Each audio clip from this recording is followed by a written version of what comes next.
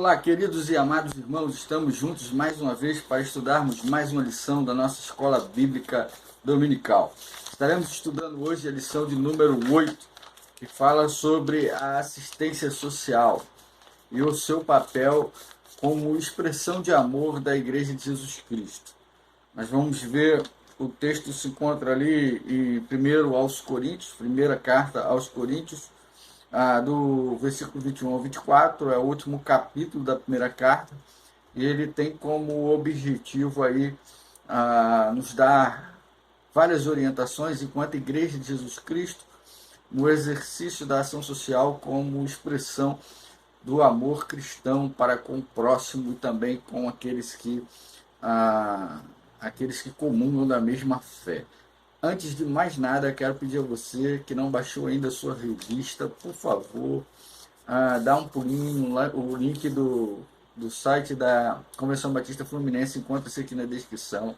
É muito importante para você conseguir ali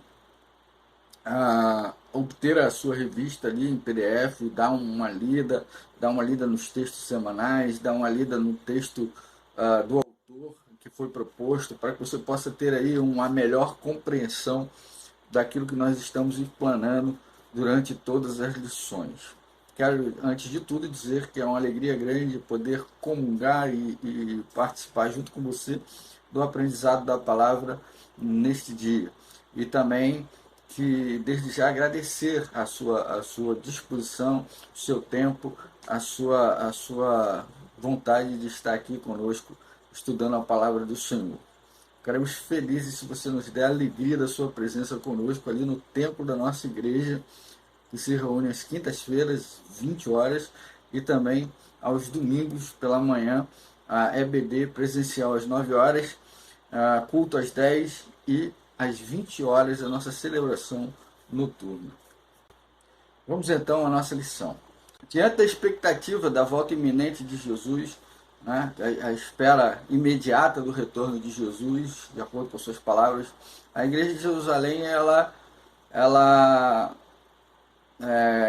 entendeu que eles deveriam ter tudo comum e começaram a vender os seus bens e suas posses e depositar tudo num cofre único da Igreja de Jerusalém para que todos pudessem viver sem necessidade.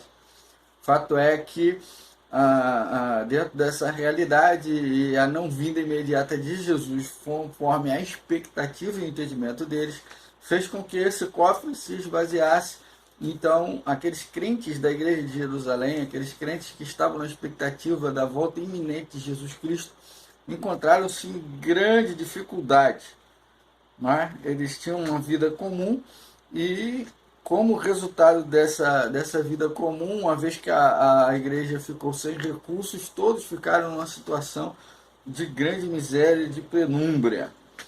E uma situação de grande dificuldade, o apóstolo Paulo vê aí nessa situação difícil da igreja de Jerusalém, uma possibilidade de todas as igrejas de Jesus em volta ali de Jerusalém, em volta ao redor ali por onde todas as igrejas foram alcançadas, de exercerem um amor comum, compartilhando e suprindo ali a necessidade da igreja de Jerusalém.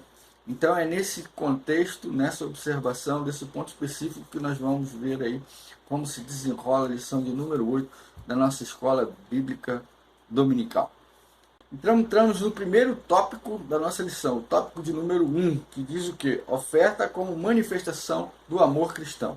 O que é defendido aqui nesse tópico? O que o autor considera importante nesse tópico, de acordo com os ensinamentos do apóstolo Paulo na carta aos Coríntios? Primeiro, a igreja de Jerusalém ela se encontrava numa situação difícil, de extrema pobreza. A bolsa comum ela se esvaziou. Muitos membros da igreja ficaram numa situação de penúria acentuada. E esse é o contexto do último capítulo de Coríntios, ou seja, o apóstolo Paulo vai apresentar para a igreja de Coríntios, assim como apresentou para outras igrejas nas suas cartas, a situação da primeira igreja de cristãos existente, que foi a igreja dos cristãos judeus, os judeus que aceitaram Jesus Cristo como Senhor e Salvador e passaram a compartilhar da fé cristã. Então a primeira igreja cristã ela acontece ali no seio de Jerusalém. Ela passa a existir ali em Jerusalém, e o próprio Cristo ali, ele funda a sua igreja a partir da sua palavra, a partir do seu ministério terreno ali no meio dos judeus. Então essa igreja, ela entende que a volta de Jesus ela será iminente, ela será exatamente, ela será imediata, desculpa, ela será imediata, ela virá muito breve, então eles não têm necessidade mais de trabalhar, de produzir, de se sustentar. Então eles pegam todas as suas propriedades, todas as suas posses, uma vez que eles não vão mais precisar disso para sobreviver no entendimento deles, e começam a vender aqueles bens e tornar tudo comum ali na igreja de Jerusalém. Ou seja, isso tem uma questão forte, irmão, quanto ao caráter do judeu. O judeu é um povo que não é que seja apegado ao dinheiro, mas é que ele dá muito valor às suas propriedades, ao seu trabalho.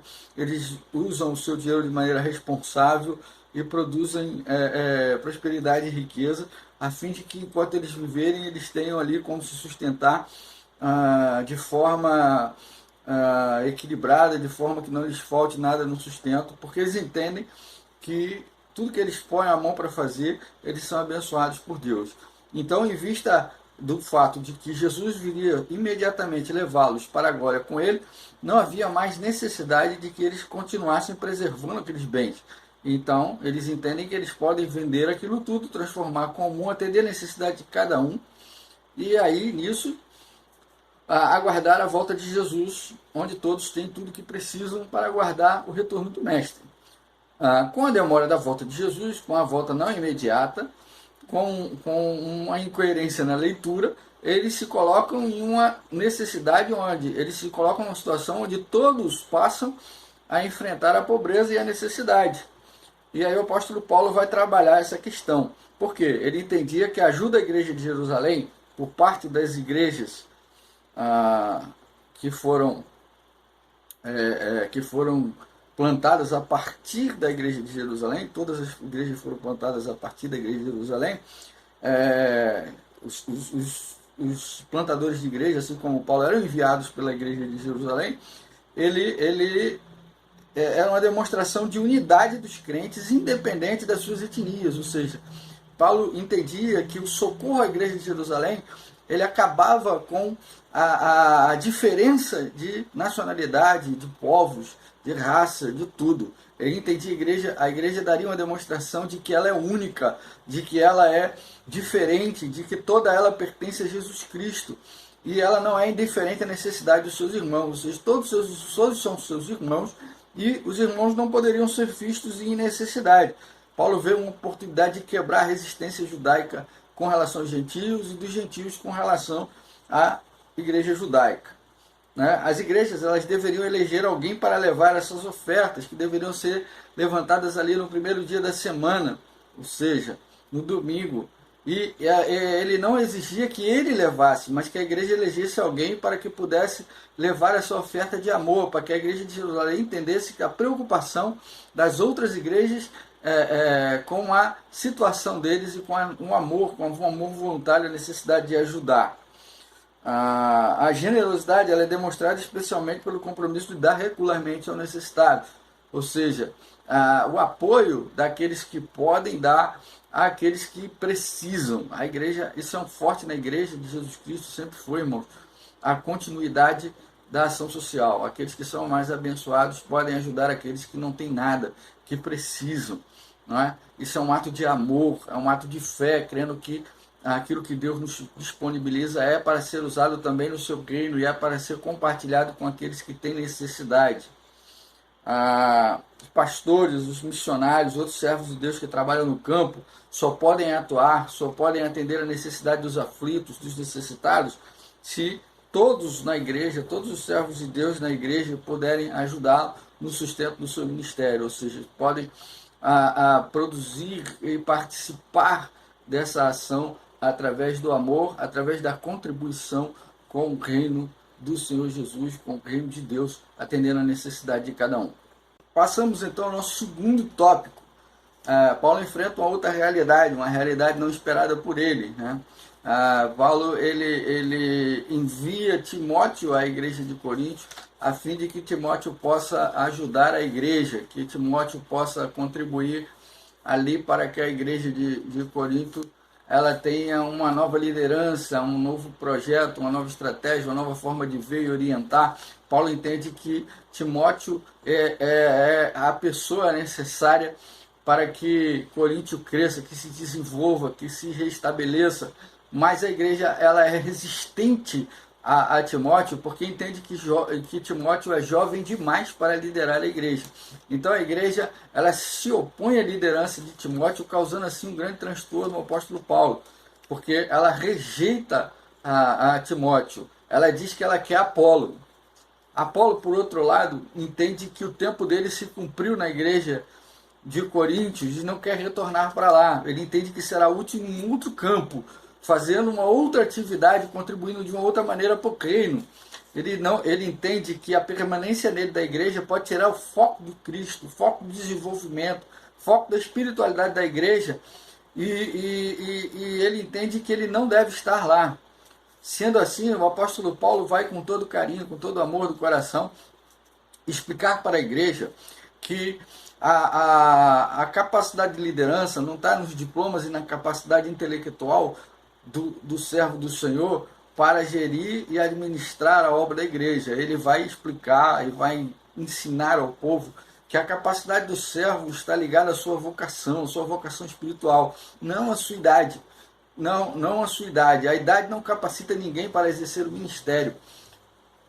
Não a experiência de vida que capacita ninguém para exercer o ministério, mas sim o chamado de Deus e a vocação espiritual de cada um. Ou seja, é Deus quem determina quem é necessário naquele momento, naquele lugar, para exercer ali o seu ministério, exercer uma tarefa definida. E Paulo entende que Timóteo é este rapaz, ele é esse líder que a igreja precisa para se desenvolver naquele momento.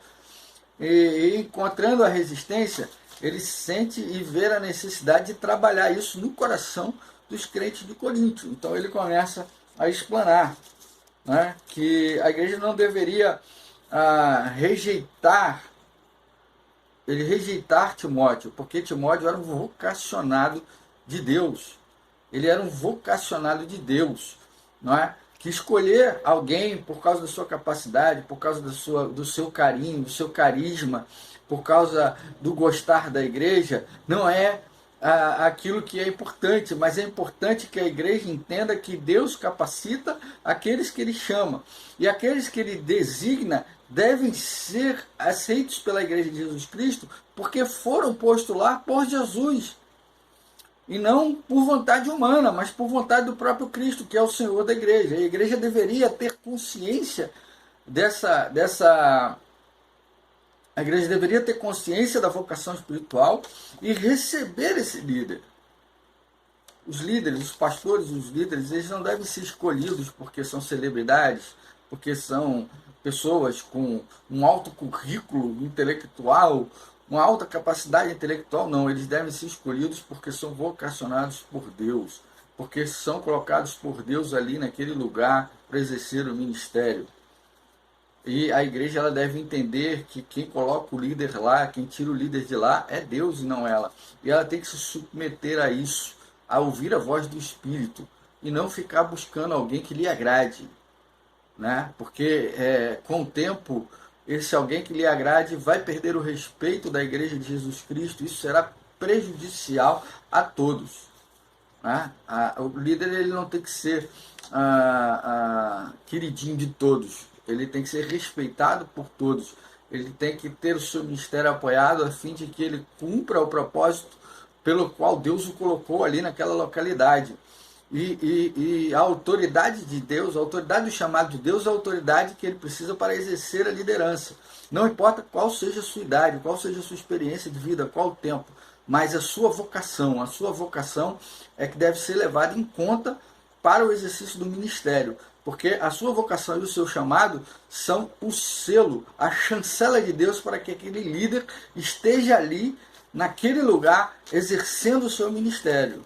não a sua popularidade, não a forma com que ele é aceito, não a forma com que ele é amigo ou com que ele se desenvolve. É claro que o pastor ele vai ter algumas amizades, ele vai ter algumas proximidades com um do que com os outros, mais intimidade com um do que com os outros. Isso acontece, isso é parte da vida social.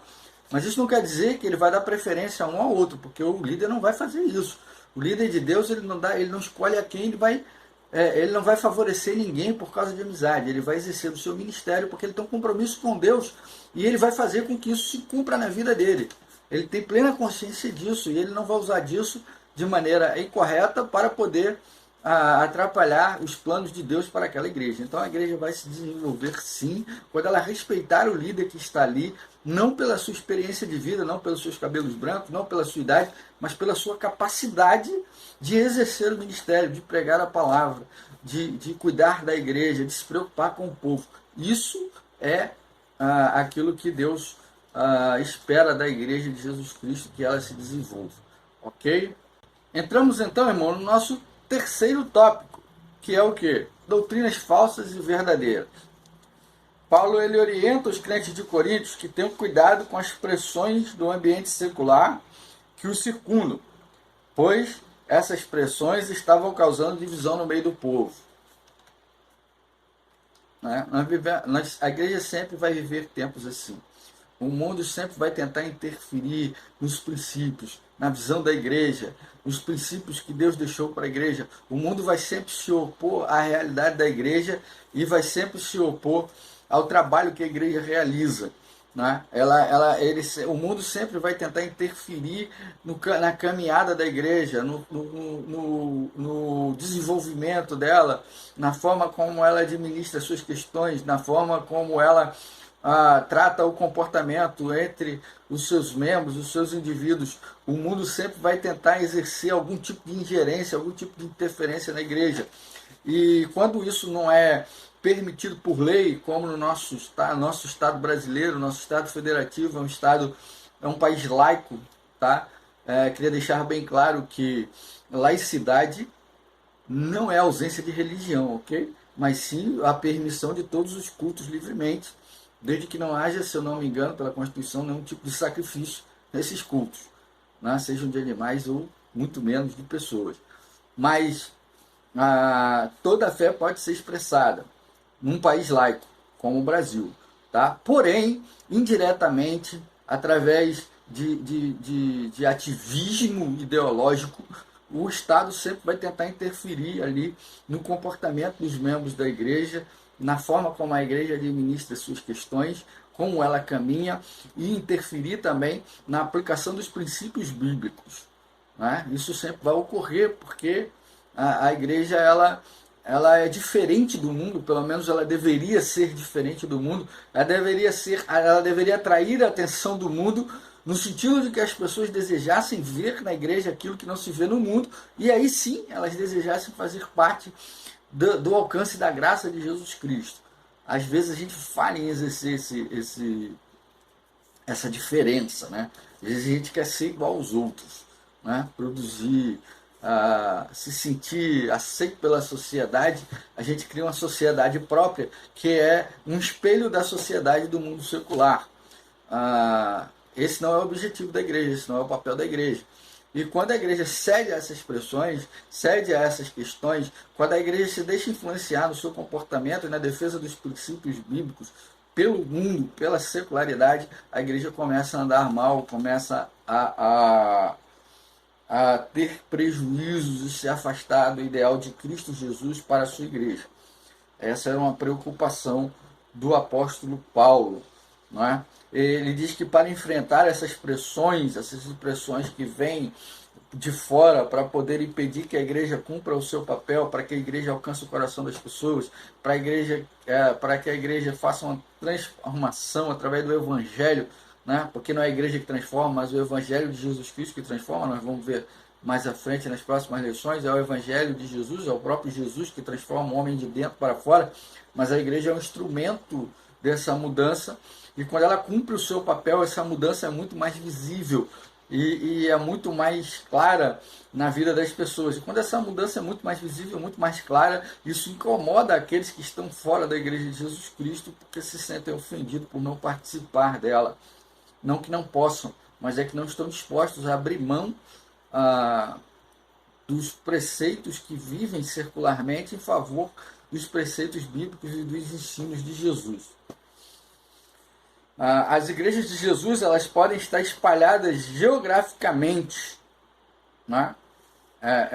Elas podem estar espalhadas geograficamente, mas fazem parte do mesmo rebanho cujo pastor é Jesus Cristo.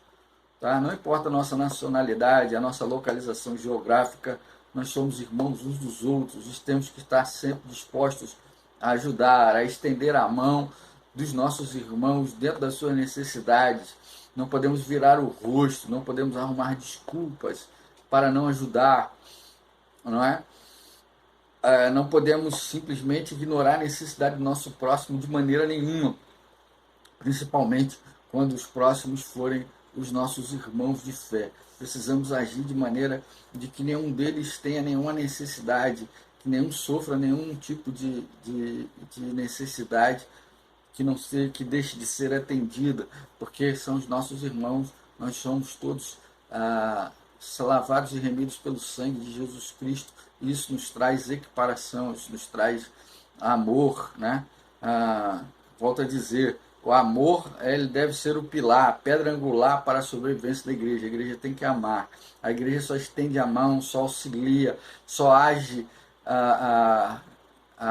no socorro dos necessitados quando ela ama, quando ela ama com o amor de Jesus. Isso precisa ficar muito claro para nós e nós precisamos ser sempre uma referência desse amor de Cristo no mundo, na terra. Concluímos então, irmão, a nossa lição de número 8, ok?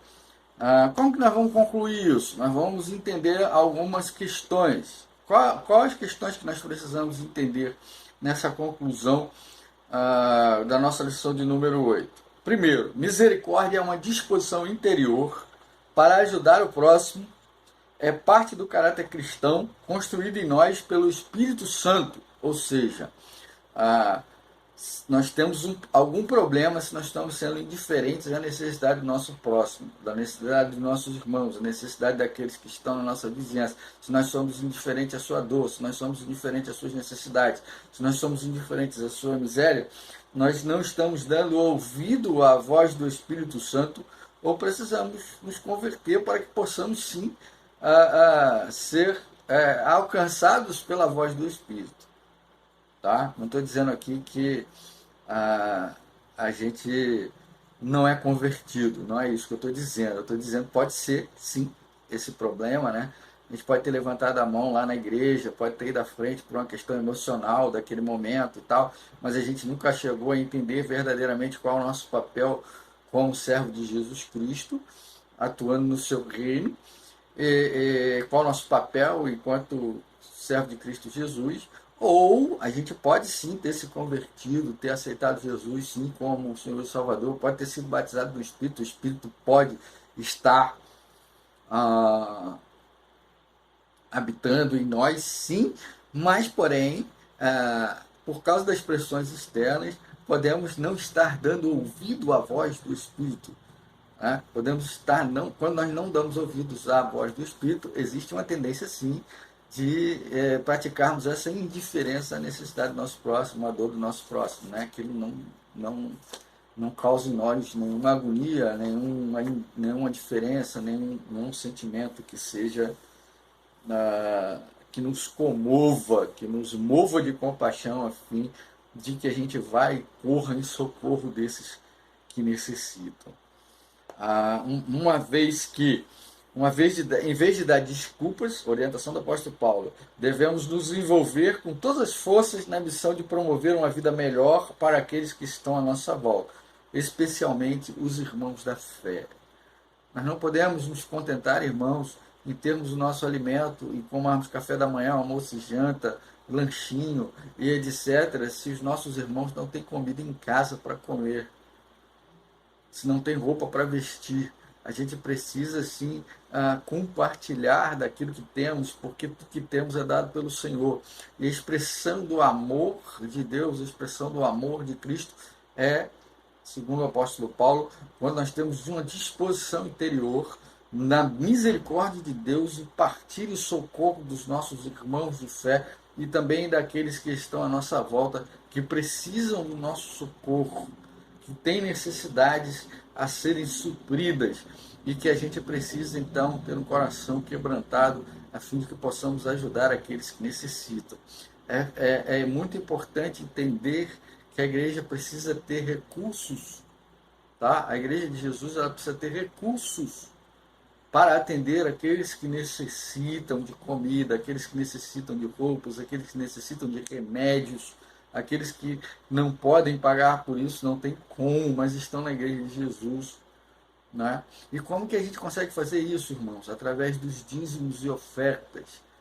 Né? A igreja ela tem que se dedicar a ser fiel nos dízimos e nas ofertas, para que a igreja tenha condição de agir também na necessidade de cada um. Quando nós somos comprometidos com o reino, com o crescimento do reino, quando nós estamos ali exercendo a nossa devoção através dos nossos dízimos e ofertas, nós estamos tornando a igreja forte e capaz de exercer a ajuda aos necessitados. Né? Nós temos a possibilidade ali, nós estamos demonstrando o nosso amor ao reino, à obra de Cristo, atendendo a necessidade dos nossos irmãos através da igreja de Jesus Cristo, quando nós somos fiéis nos nossos dízimos e ofertas. É isso que Paulo está orientando ali, quando a gente vai lá no gasofilácio, nos domingos, primeiro dia da semana, que a gente deixe ali um pouco da prosperidade que Deus nos deu. Agora, analise na sua vida. Deus nunca lhe deu nada durante a semana, nunca lhe deu recurso. Aqui no nosso caso, nós temos um salário mensal e não semanal, mas no final do mês, Deus não lhe deu o sustento necessário para a sua família e o dinheiro para você invista um pouco no reino de Deus, para que você use no dízimo e nas ofertas. Deus não foi fiel, tem certeza disso? É preciso avaliar. É isso que Paulo está chamando a orientação. A expressão do amor é a ajuda contínua àqueles que necessitam. A igreja ela faz isso. Quando seus servos são fiéis e estão ali cumprindo ali, deixando o seu dízimo e as suas ofertas no altar do Senhor. Pensar e agir. Minha igreja tem programa que ajuda os necessitados. Como posso me voluntariar para trabalhar em uma instituição de ajuda humanitária? Sim, a segunda igreja tem. A segunda igreja tem o projeto Resgate. E você pode ali procurar os seus líderes para saber como que você pode ajudar diretamente nessa causa. Como trabalhar na igreja os conflitos entre as gerações que colocam em lados opostos a força da juventude e da experiência dos mais vividos. Todos são iguais diante de Deus. Desde o mais tenro bebezinho até o maior idoso, o idoso mais antigo da igreja, todos são iguais diante de Deus.